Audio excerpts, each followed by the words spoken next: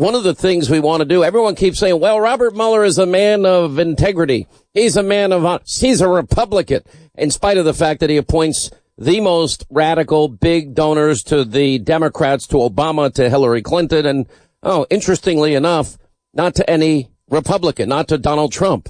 And it's clear that this is a witch hunt. This is a fishing expedition. And with this wide mandate that was given by Rod Rosenstein, the same Rod Rosenstein that signed off on the FISA warrant in one of the renewal applications, he signed off on, yes, an application that the bulk of information was from Hillary Clinton's bought and paid for dossier with phony Russian information, with Russian lies is what it is. I say it's uncorroborated and unverified. A friend of mine last night said to me, no, it is corroborated. It's debunked. It's not true.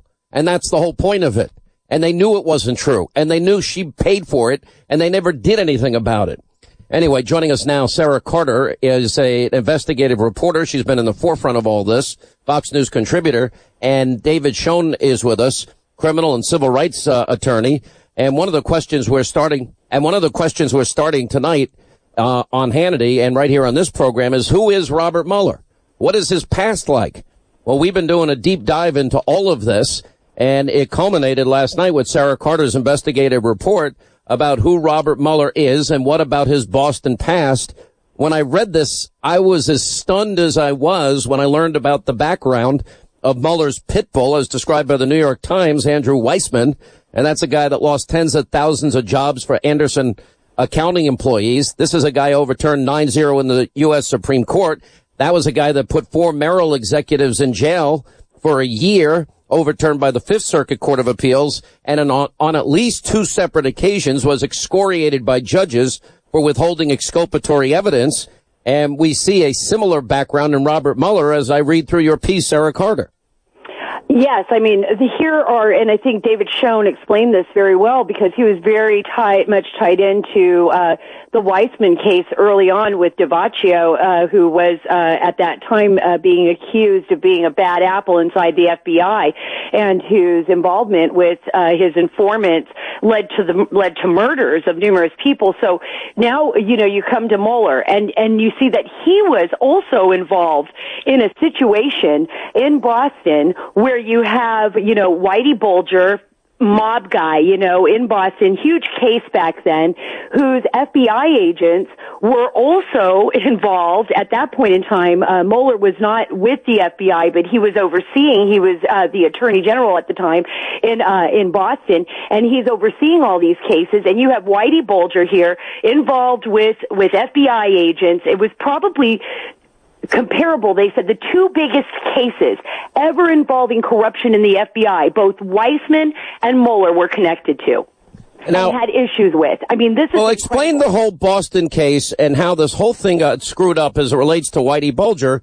I mean, it sounds like a total and utter fiasco, and we have a case also, which I can't believe, where evidence apparently is withheld again. So, you have Mueller. He was, at one point in time in Boston, he was the assistant U.S. attorney in the U.S. Attorney's Office in Boston. Then he became the acting U.S. attorney in Boston. That was from 1986 through 87. And if you look at the case, it was Mueller's actions during that time that raised questions about the role in one of the FBI's most controversial cases, and this was with Whitey Bulger. And what happened was, Mueller basically, Whitey Bulger had been very much involved with a special agent by the name of John Connolly. He was his FBI handler, and Connolly was toxic. Connolly was basically passing information on to Bulger. They were utilizing Bulger as this informant against all of these other bad guys in Boston. But Bulger, in effect, was the worst of them all. Bulger was continuing to basically kill people, run operations, do everything that he could. It ended up 4 people ended up being accused based on false information and put on death row, basically based on false information about somebody's death, because of Bulger and because of Connolly. And when Mueller, who was in charge of all of this, I mean, this was a huge mess at the time, Mueller basically denied over and over again, although information was being provided, he was writing letters to the parole board against these 4 men. What happened was Whitey Bulger got a tip from Connolly. at one point in time that he was going to be arrested, and he skipped town. And Bulger basically disappeared for 16 years. He was on the run. He was not arrested then until 2011. And I believe Sean will be able to explain this case in more detail than what I've given Sean. But that was when Mueller had come back, and he was now the director of the FBI.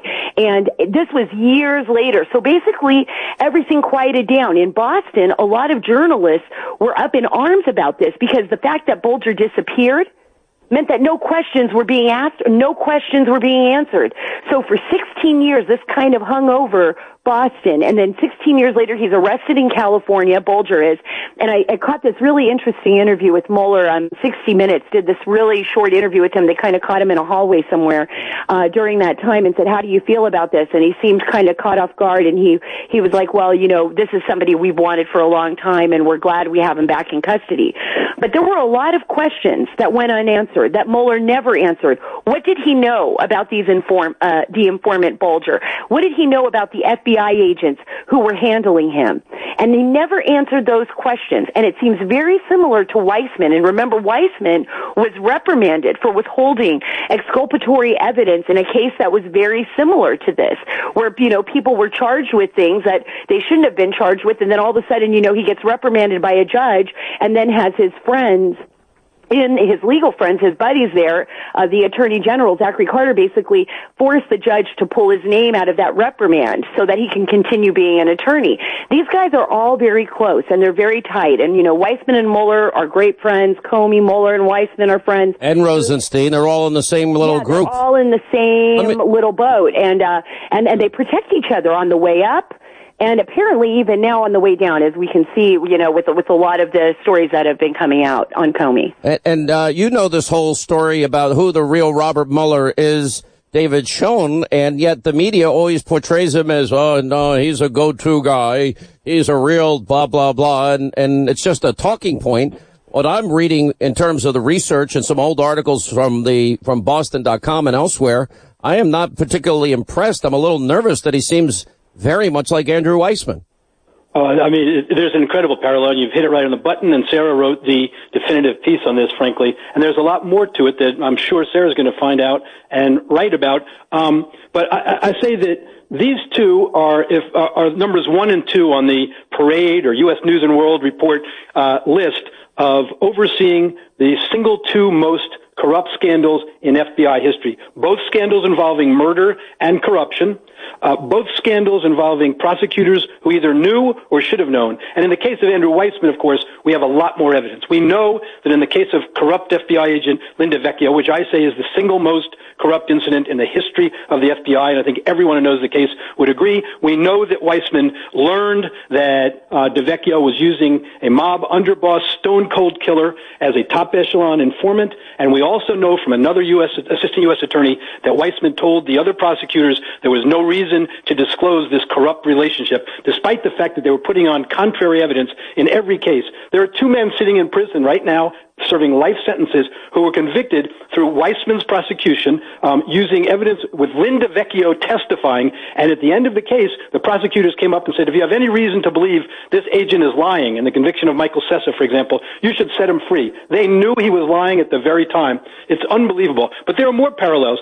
Mr. Mueller was FBI director when DeVecchio was indicted for murders, an FBI agent indicted for murders. Right, hang on right there. We got to take a break. Stay there. Sara Carter, David Schoen with us. We continue. We're going to do this all week. We'll have more on Hannity tonight. Our deep dive. Who is Robert Mueller? Well, apparently he's not the person that everybody portrays him to be. We'll give you the full rundown tonight. Hannity and all the breaking news from today. 800-941-SEAN. You want to be a part of the program. All right, as we continue our start of our deep dive into who is Robert Mueller, we continue with Sara Carter, and our friend David Schoen is with us today. Sara, I don't even know what to say. Look, give everybody a preview, because we're running out of time today, the types of things that they're going to learn about Robert Mueller in the rest of the week.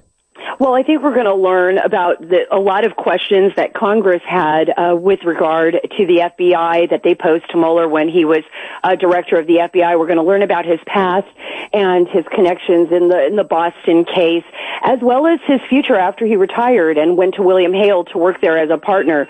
I think those are some of the things that we're going to look at. I mean, there was a lot of complaints from people from the anthrax case to this Boston case way back in the 80s. When Mueller was an attorney there. There's a lot of things about Robert Mueller that the American people just don't know about, Sean, that they should. And I think a lot of the talk about Mueller, in recent time has been very superficial, very surfacey. We've seen people on both sides like, just let him do his job. There's no reason to question him. He's an honorable guy. But if you look back at the past, he's not perfect. And there's a lot of stories that raise questions as to how he's going to handle this special counsel. And what would you tell people to look for, David Shaw?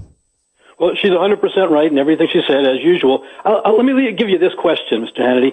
This is what the Boston Globe said. The Boston Globe said that they questioned Mr. Mueller about what happened in the Whitey Bulger case, because it's never come out what he knew or should have known. Well, we know what he should have known, and we believe what he knew.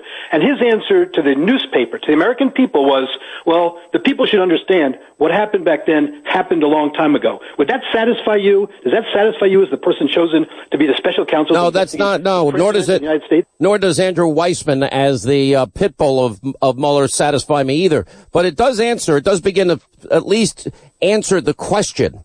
Now we know why Andrew Weissman and his ilk were appointed, because they seem to be two pit bulls. And maybe the New York Times should call them both pit bulls, considering they love that adjective.